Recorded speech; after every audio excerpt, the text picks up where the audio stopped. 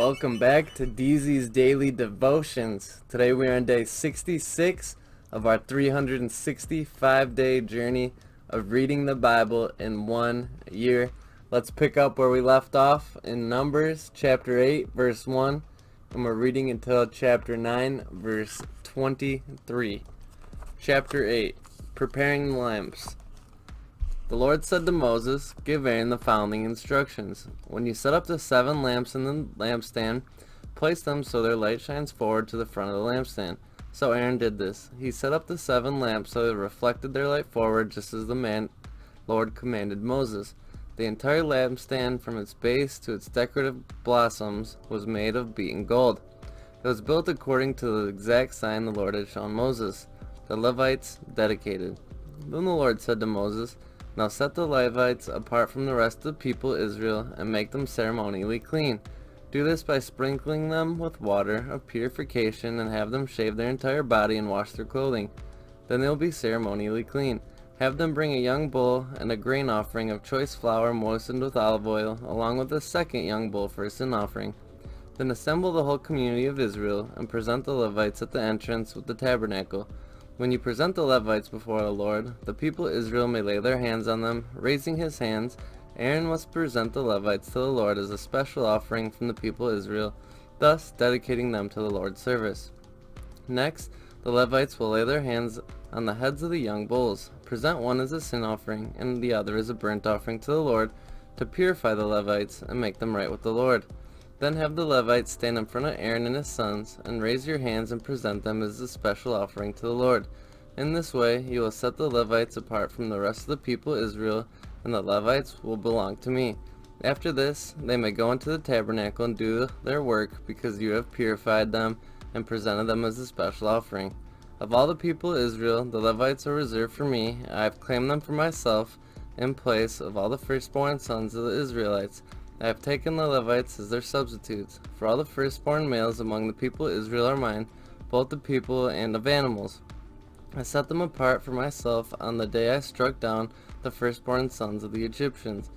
Yes, I have claimed the Levites in place of all the firstborn sons of Israel, and all the Israelites. I have assigned the Levites to Aaron and his sons. They will serve in the tabernacle on behalf of the Israelites and make sacrifices to purify the people, so no plague will strike them when they approach the sanctuary." So Moses, Aaron, and the whole community of Israel dedicated the Levites, carefully following the Lord's instructions to Moses. The Levites purified themselves from sin and washed their clothes, and Aaron lifted them up and presented them to the Lord as a special offering. He then offered a sacrifice to purify them and make them right with the Lord. After that, the Levites went into the tabernacle to perform their duties, assisting Aaron and his sons. So they carried out all the commands that the Lord gave Moses concerning the Levites. The Lord also instructed Moses, "This is the rule the Levites must follow. They must begin serving the tabernacle at the age of 25, and they must retire at the age of 50. After retirement, they may assist their fellow Levites by serving as guards in the tabernacle, but they may not officiate in service. This is how you assign the duties to the Levites." Chapter 9, the second Passover. A year after Israel's departure from Egypt, the Lord spoke to Moses in the wilderness of Sinai. In the first month of the year he said, "Tell the Israelites to celebrate the Passover at the prescribed time. At twilight on the 14th day of the month, be sure to follow my decrees and regulations concerning this celebration." So Moses told the people to celebrate the Passover in the wilderness of Sinai as twilight fell on the 14th day of the month, as they celebrated the festival there, just as the Lord commanded Moses. But some of them had been ceremonially defiled by touching dead bodies, so they could not celebrate the Passover that day. They came to Moses and Aaron that day and said, "We have become ceremonially unclean by touching a dead body. But why should we prevent from presenting to the Lord's offering at the proper time with the rest of the Israelites?" Moses answered, "Wait here until I have received instructions for you from the Lord." This was the Lord's reply to Moses, "Give the following instructions to the people of Israel. If any of the people, now or in the future generations, are ceremonially unclean at the Passover time because of touching a dead body or on a journey and cannot be present at the ceremony, they may celebrate the Lord's Passover. They must offer the Passover sacrifice 1 month later at twilight on the 14th day of the second month. They must eat the Passover lamb at a time with bitter salad greens and bread made without yeast. They must not leave any lamb until the next morning, and they must not break any of its bones. They may follow all normal Passover regulations concerning the Passover.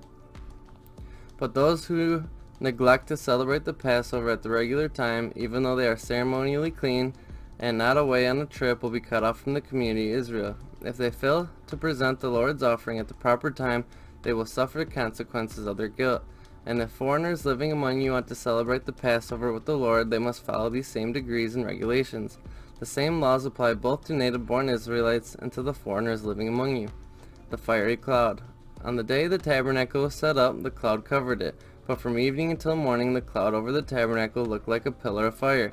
This was the regular pattern. At night the cloud covered the tabernacle, had the appearance of fire. When the cloud lifted over the sanctuary tent, the people of Israel would break the camp and follow it, and wherever the cloud settled, the people of Israel would set up camp. In this way they traveled and camped at the Lord's command wherever he told them to go. Then they remained in their camp as long as the cloud stayed over the tabernacle. If the cloud remained over the tabernacle for a long time, the Israelites stayed and performed their duty to the Lord. Sometimes the cloud would stay over the tabernacle only for a few days, so the people would stay only for a few days, as the Lord commanded. Then the Lord commanded they would break the camp and move on. Sometimes the cloud would only stay overnight and lifted till the next morning. But day or night, when the cloud lifted, the people broke camp and moved on. Whether the cloud stayed above the tabernacle for 2 days, a month, or a year, the people of Israel stayed in camp and did not move on. But as soon as it lifted, they broke camp and moved on. They camped or traveled at the Lord's command, and they did whatever the Lord told them to do through Moses. So that is where we're going to leave off in Numbers today. Let's go ahead and move on to Mark. We left off yesterday in Mark chapter 13, verse 14, and we're reading until verse 37. The day is coming when you will see the sacrilegious objects that cause discretion standing where he should not be.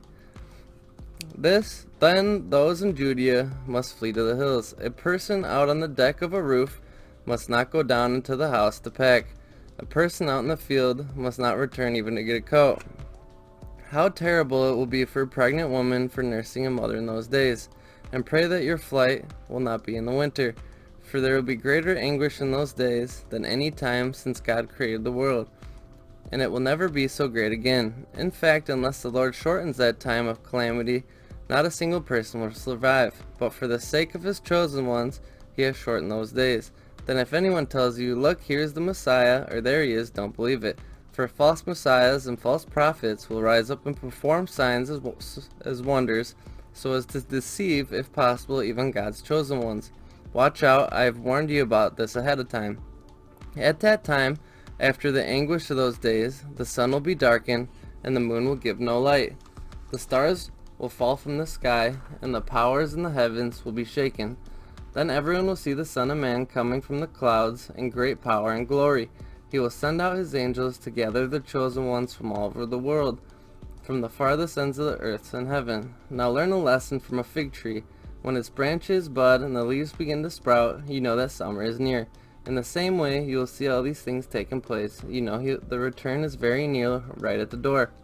I tell you the truth, this generation will not pass from the scene before these things take place. Heaven and earth will disappear, but my words will never disappear. However, no one knows the day or the hour when these things will happen, not even the angels in heaven or the Son himself. Only the Father knows. And since you don't know what time, be on guard. Stay alert. The time is coming of the Son of Man could be illustrated by the story of the man going on a long trip. When he left home, he gave the slaves instructions about work to do, and he told the gatekeeper to watch for his return. You too must keep watch, for you don't know when the master of the household will return, in the evening, at midnight, before dawn, or at daybreak. Don't let him find you sleeping when he arrives without warning. I say to you what I say to everyone. Watch out for him. So that is where we're going to leave off in Mark. Let's go ahead and read our psalm for the day. Today we are reading Psalm 50. The Lord, the Mighty One, is God, and he has spoken. He has summoned all humanity from where the sun rises to where it sets. From Mount Zion, the perfection of beauty, God shines in glorious radiance. Our God approaches, and he is not silent. Fire devours everything in his way, and a great storm rages around him. He calls in the heavens above and the earth below to witness the judgment of his people. Bring my faithful people to me, those who made a covenant with me by giving sacrifices. Then let the heavens proclaim his justice, for God himself will be the judge. O my people, listen as I speak. Here are my charges against you. O Israel, I am God, your God. I have no complaint about your sacrifices or the burnt offerings you constantly offer. But I do not need bulls from your barns, or the goats from your pens. For all the animals of the forest are mine, and I own the cattle on 1,000 hills. I know every bird on the mountains, and all the animals of the field are mine. If I were hungry, I would not tell you, for all the world is mine and everything in it. Do I eat the meat of the bulls? Do I drink the blood of the goats? Make thankfulness your sacrifice to God, and keep the vows you made to the Most High. Then call on me when you are in trouble, and I will rescue you, and you will give me glory.